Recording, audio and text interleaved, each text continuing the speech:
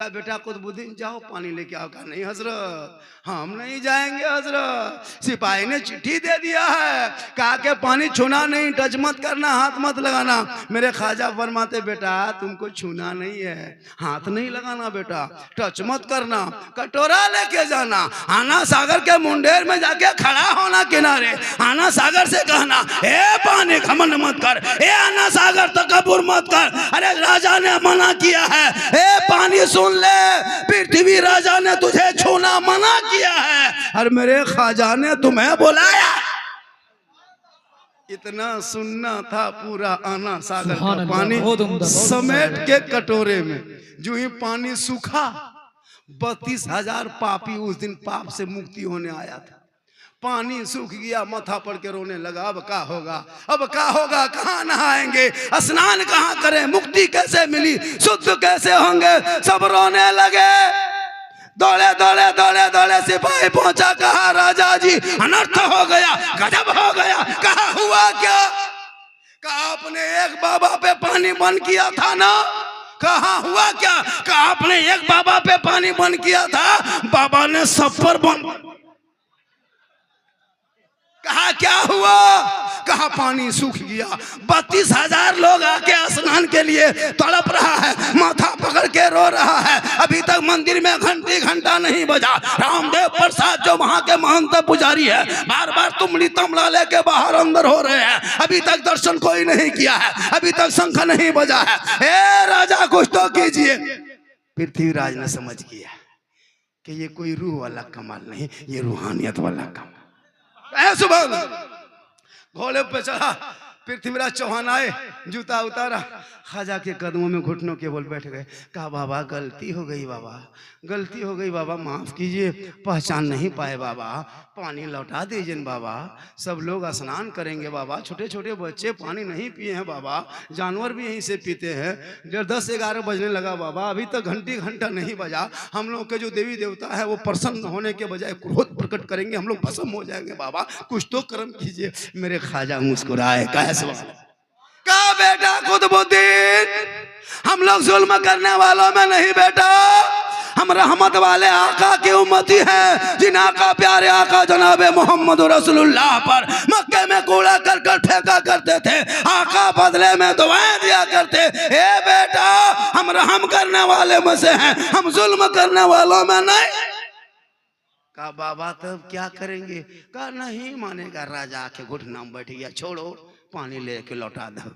मेरे ख्वाजा गए, उनके शिष्य गए, गुलाम गए, ख्वाजा नहीं गए, मेरे गरीब नवाज के शिष्य गुलाम गए। ऊपर से पानी ढाला, रब का हुक्म हुआ, अंदर से मसान खुला, लबालब भरा, 32,000 पानी देख के प्रसन्न हुए, सब कूद गए। नहाओ जल्दी नहाओ, शुद्ध बनो, मंदिर जाएंगे, पूजा करेंगे। सब निकला पानी से बाहर, सबकी दिल की दुनिया बदल गई, इसलिए कि ख्वाजा के कटोरे से पानी टच हुआ था और पानी से पापी का जिस्म टच हुआ था, सबकी दिल की दुनिया बदल गई। अब तुमड़ी तमला लेके रामदेव प्रसाद घूम रहा है कि अभी तक दर्शन करने आ क्यों नहीं रहा है। अब वो लोग नहा के उधर जाने बजाय सब इधर मुड़ गया, ख्वाजा के कदमों में आए। कहा या ख्वाजा, जब अजमेर के चटाई पे बैठने वाले ख्वाजा का ये आलम है तो मदीने के मुस्तफा का आलम क्या होगा। पढ़ाइए कलमा, बनाइए मुसलमान, ला इलाहा इल्लल्लाह मुहम्मदुर रसूल। तो जिस ख्वाजा ने मेरे भारत के धरती पे आके भारत के 30 करोड़ मुसलमानों को ये पैगाम दे दिया, ये आने वाली कौम देख, जब मैं तन्हा था 2-4 थे, तब मेरे सामने आया तो हम नहीं हटे। एक ऊंट को मेरे ख्वाजा ने बैठाया था, पर राजा की हुकूमत हार गई, ख्वाजा के बैठाए एक ऊंट ना उठा सका। पता ये चला कि जब तक भारत में ख्वाजा रहेंगे, भारत में मुसलमान रहेगा। नारे तकबीर, नारे रिसालत, ख्वाजा का हिंदुस्तान, ख्वाजा का हिंदुस्तान।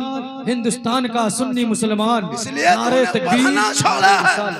इतिहास पढ़ो, कुरान पढ़ोगे तो ईमान बचा लेगा, शरीयत पढ़ो तो अकीदा बचा लेगा, संविधान पढ़ो तो देश बचा लेगा। ये भारत तेरा बपोती है, तुम खानदानी मुसलमान हो, तुम किराएदार नहीं हो, तुम हकदार हो। तो मुझे तो मत घबरा, इसलिए कि भारत की आजादी में इन मुसलमानों ने हिस्सा लिया है। आज भी इंडिया गेट में जाके देख, 3,61,394 वीर जवान मुसलमान शहीदों का नाम लिखा है। आज भी जाके देख, जिसने पहला तिरंगा अंग्रेजों का उखाड़ के फेंका था अशफाकुल्ला, उसी का नाम है। जय हिंद का नारा लगाने वाला भी मुसलमान है, इनकलाब जिंदाबाद कहने वाला मुसलमान है, तिरंगे का रंग बनाने वाले सुरैया बानो मुसलमान की बेटी है। सारे जहां से अच्छा हिंदुस्तान हमारा, हम बुलबुले हैं इनके, ये गुलशता कहने वाला भी मुसलमान है। लेकिन तूने पढ़ना छोड़ दिया। जो कौम अपने इमाम की तनख्वाह ना दे सके, कहे मौलाना इस्लाम खतरे में है। मैंने पादरी से पूछा आप कितना कमाते हैं गुरुद्वारे में? कहा मौलाना 90,000 1 लाख कमा लेता हूँ गुरुद्वारे में बैठ के। एक पंडित से पूछा मैंने मंदिर में तुम बैठ के कितना कमाते हो? कहा मौलाना लाख रुपया कमा लेते हैं। एक चर्च में बैठने वाले पादरी से पूछा आप कितना कमाते हो? कहा 80,000 90,000 लाख रुपया कमा लेते हैं। एक मस्जिद से इमाम से मैंने पूछा आपकी क्या तनख्वाह है?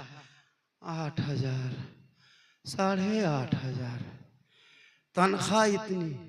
मुसलमानों, ये जो आप बर्बादी के कगार में खड़े हो ना, इन औलमा की वजह से।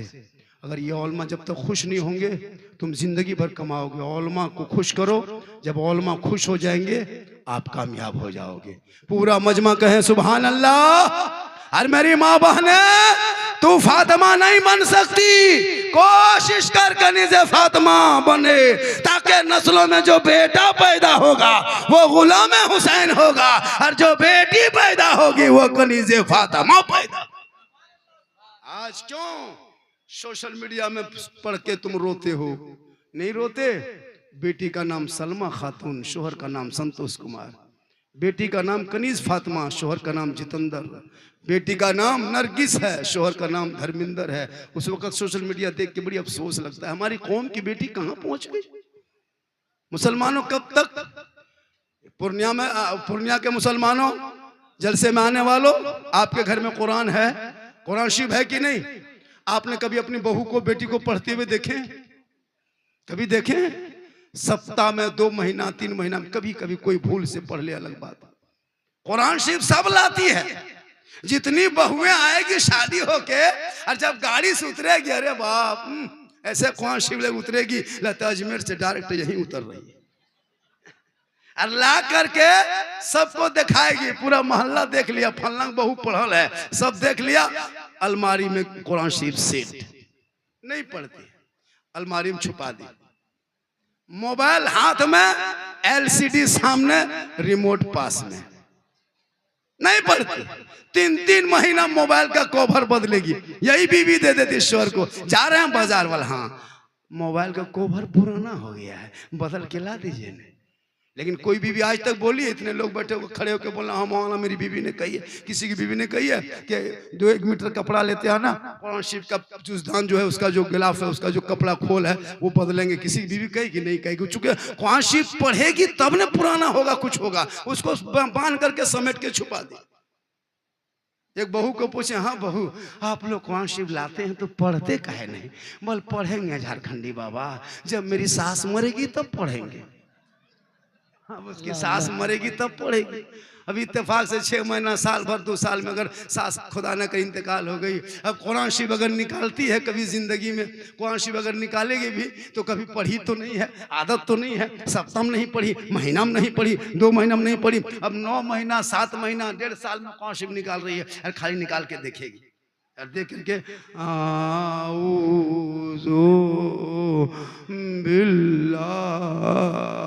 लगता सास के बाद ससुर भी मर गया है। नहीं पढ़ पाती है। हम लोग देखते हैं ना, सुनते हैं, कैसे पढ़, अलीफ लाम। हम बोले क्या हुआ? बोल सास के 40वां पढ़ रहे हैं। हम बोले ससुर भी मर गया क्या? बोल नहीं, मरने वाला है।